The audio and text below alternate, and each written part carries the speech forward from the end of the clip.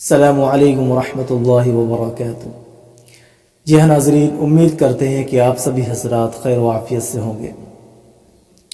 تفسیر قرآن مجید کا چوتھا ایپیسوڈ آپ کی خدمت میں ناظرین حاضر ہیں۔ آج ہم آپ کے سامنے قرآن مقدس کی آخری دو صورتیں یعنی قل اعوذ برب الفلق اور قل اعوذ برب الناس کی تفسیر آپ کے سامنے پیش کرنے والے ہیں۔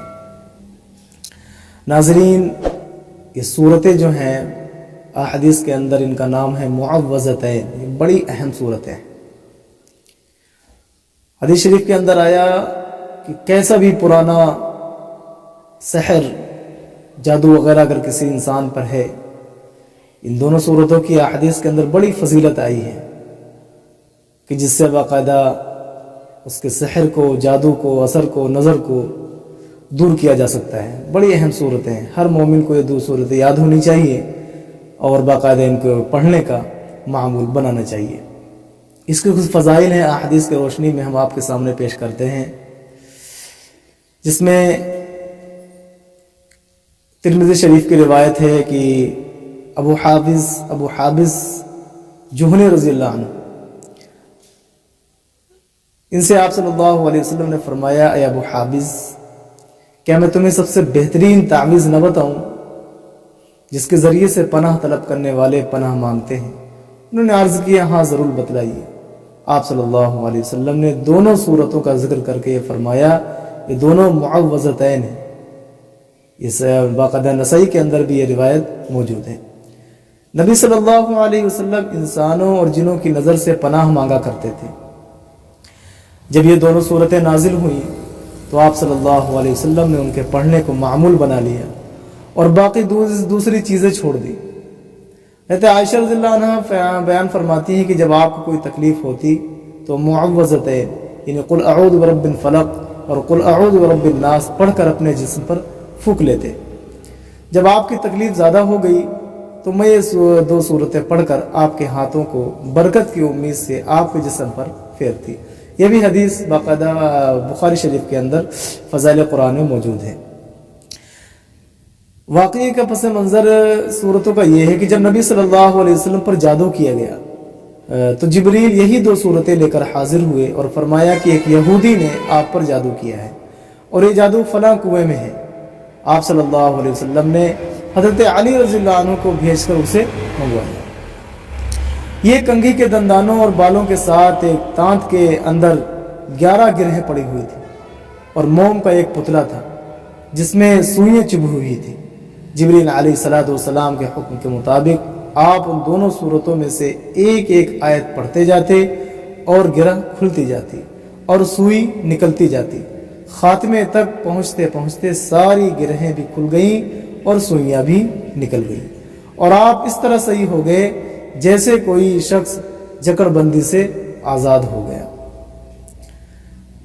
آپ صلی اللہ علیہ وسلم کا یہ معمول بھی تھا کہ رات کو سوتے وقت سورہ اخلاص اور معوذتین پڑھ کر اپنی ہتھیلیوں پر پھونکتے اور پھر انہیں پورے کے پورے جسم پر باقاعدہ مل لیتے تھے۔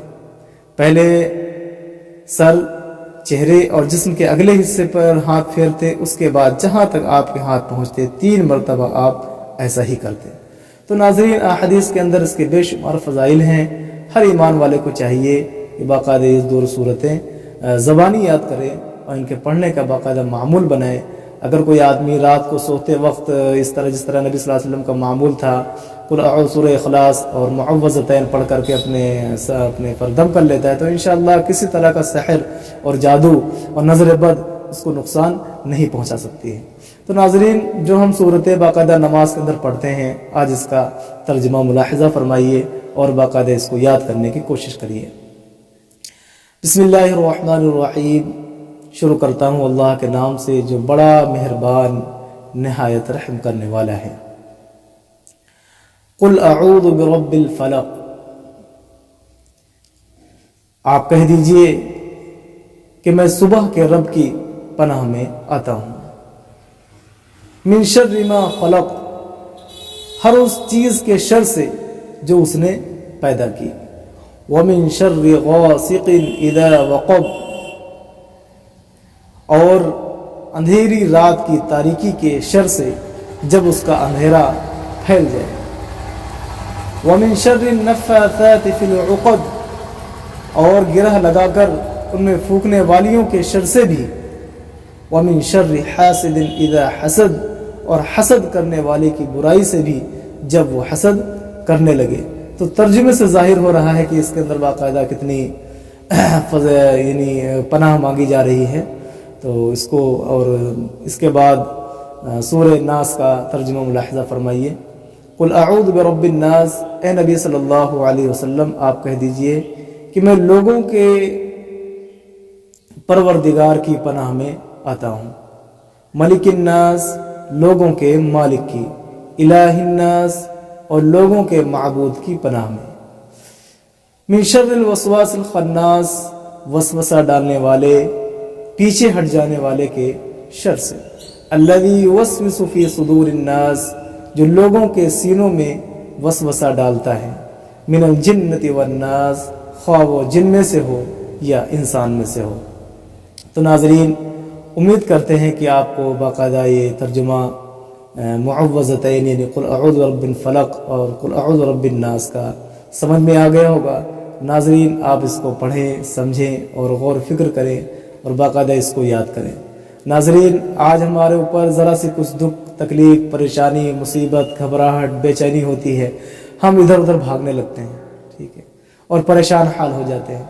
नाज़रीन, सारी की सारी परेशानियों का हल, सारी की सारी मुसीबतों का हल, सारे मसाइल का हल अल्लाह ताला ने कुरान मुक़द्दस में नाजिल फरमाया है।